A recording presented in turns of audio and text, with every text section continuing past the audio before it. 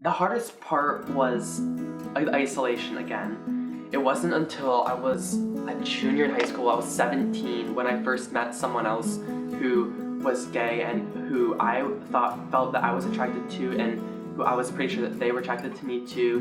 And at that point, I finally felt accepted. I finally felt that I could try a relationship with someone, and that was the most incredible feeling ever. And I'm ever grateful to that person for coming to my life, even though our relationship never ended up working out.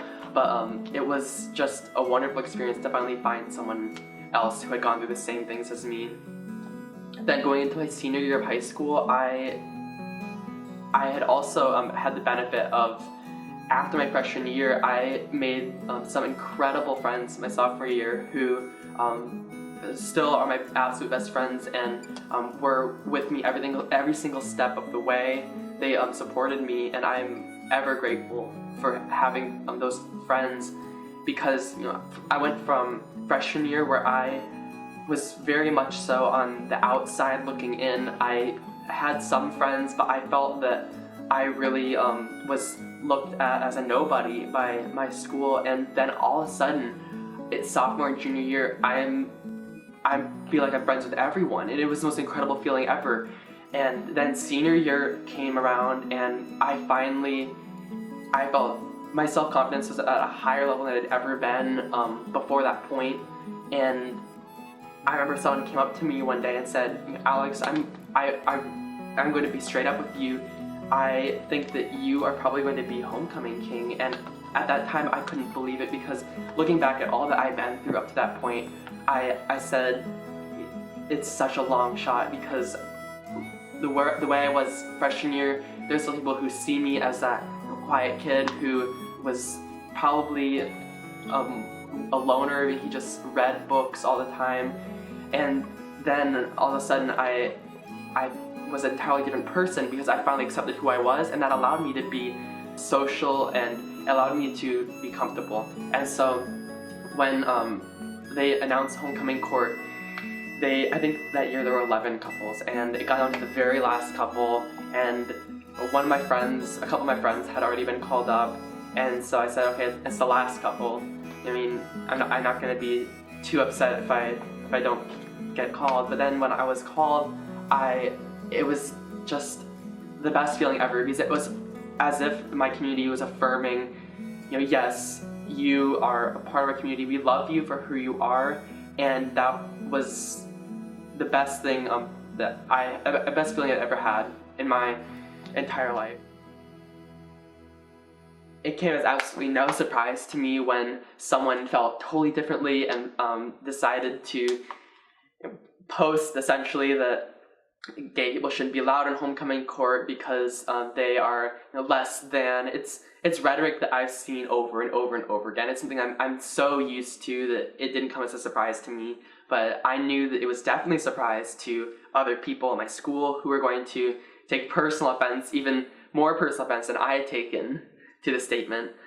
So I spent the next couple hours just watching it blow up all over. I started getting emails from teachers, and at one point, I remember I got an email from Mrs. Labor, his history teacher, and I was so emotional that I cried, because she wrote to me and said that that she loved me so much, and it was an incredible experience to.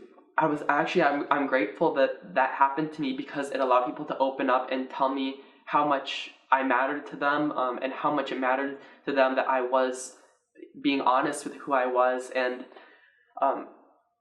I was ecstatic. That's the only way I can describe it. And so 2 days later, when they prepared to announce court, I just kept running through, or announce the king, I kept running through in my head over and over again the amazing things people had said to me, the incredibly emotional and fulfilling week that it had been, and then to be affirmed by the entire school, all grades, people who I didn't even know, who were voting for me because they had heard my story. It was just so incredible, and I'm still so grateful to all those people who came up to me during that week and said something to me, or spoke out in support of me, and it's something I'll never forget for the rest of my life. And I just thank you if you're watching this and you were there for that. After all that homecoming court stuff, I had begun to realize that I was a small part of what was it's this huge community of LGBT youth from every single county, every single corner of the state of Iowa. People will say, Alex, you know everyone from every part of Iowa, you know people from every high school, and I said that's because every single gay person in Iowa knows each other. And so when I discovered that community, my life went through another turning point, and I realized that I am not just an isolated factor in this whole situation. Now it's to the point where I know gay Muslims in Iowa. I know several people from the Vietnamese community who are out and gay in Iowa. I know people who went to schools with graduating classes of 22 and who are open, and I know people who went to the largest high school in Iowa that had a graduating class of something like 2,400, and it's an awesome experience to now be able to have that community that I never had at any point before that. The first time I decided that I really wanted to take a stand in my community in regards to LGBT issues was when I found out about an opportunity to write an essay about a victim of the Holocaust. I started thinking about it, and I said, I really want to write about someone who is my age who was an LGBT victim. And I got a letter in the mail, and it said, your essay has been chosen as a winner, and we are inviting you to come speak at the Yom HaShoah Holocaust Remembrance Ceremony. I was just so blown away because the panel people who chose that award included prominent rabbis from the Jewish community, religious leaders, and I hadn't expected them to be so willing to have me speak before not only members of the Jewish faith, but there were Muslim leaders, there were pastors and priests from Christian churches who were present, and just hundreds of people who had come out. Afterwards, I was greeted by so many people from the religious community who said, this is wonderful. And a pastor from the Quad City Metropolitan Church actually came up to me and said, I want you to speak at Quad City Pride Fest. And so I spoke at Quad City Pride Fest at an interfaith service. It was an interfaith, non-denominational service of all different religions, and I was able to share that story, and that was incredible. And then, of course, I went on during the homecoming court issue. I knew that I had to write a letter to the editor, and really what I hope that accomplished was that it made people in the community, teachers, parents, and others think a little bit about what they were teaching, and realize that if the children of this community aren't taught what respect is, what it means to accept someone as who they are, then they're not going to have no basis for how to handle a situation when someone comes out to them. Because really, my coming out was like everyone's test run to see what they would do in a situation where they had to choose between, tolerance or am I going to try to change this person because I think that they're wrong. And if only there had been some sort of education in place from parents, from teachers, my situation would have been totally different.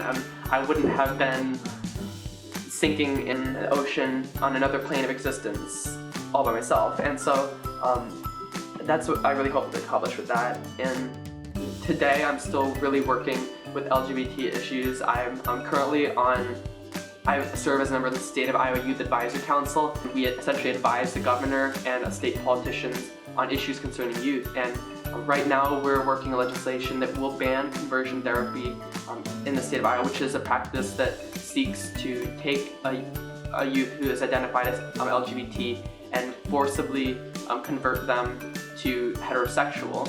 And I'm very confident, I'm so happy to be able to say this, I'm very confident that that legislation is going to pass this year, and that the state of Iowa is going to be the 4th state to outlaw that abhorrent practice. I've had the chance to see that my experience has been just mild. It's a moderate experience compared to what other people have endured and remarkably survived. I know a guy, he was shot with a pellet gun twice after being called fag, and it was a drive-by shooting.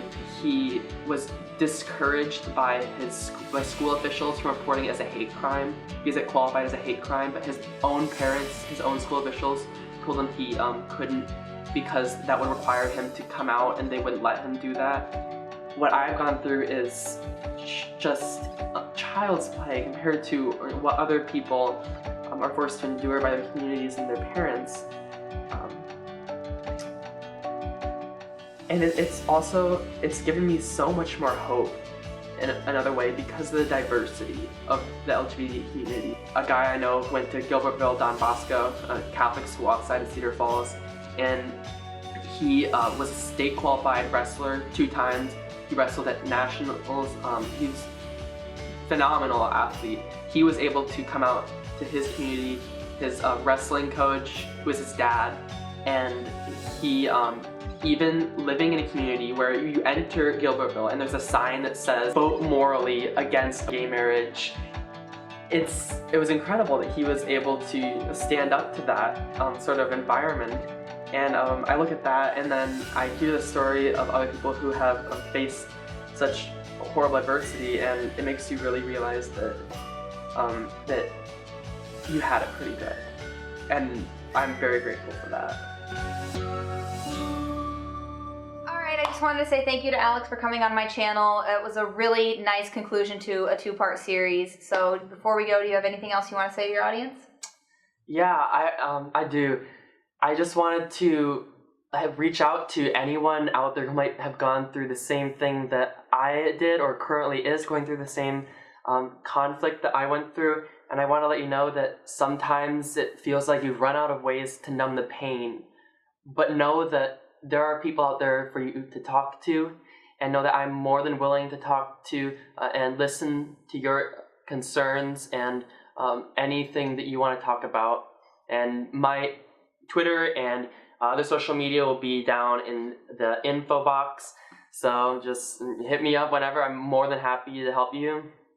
You guys are like my little babies, my gaybies, so that's all I got. Awesome. All right, I will put all that information in the description box below. Don't forget to like and subscribe and share this with your friends, and we'll see you again in 2 weeks. Bye, guys.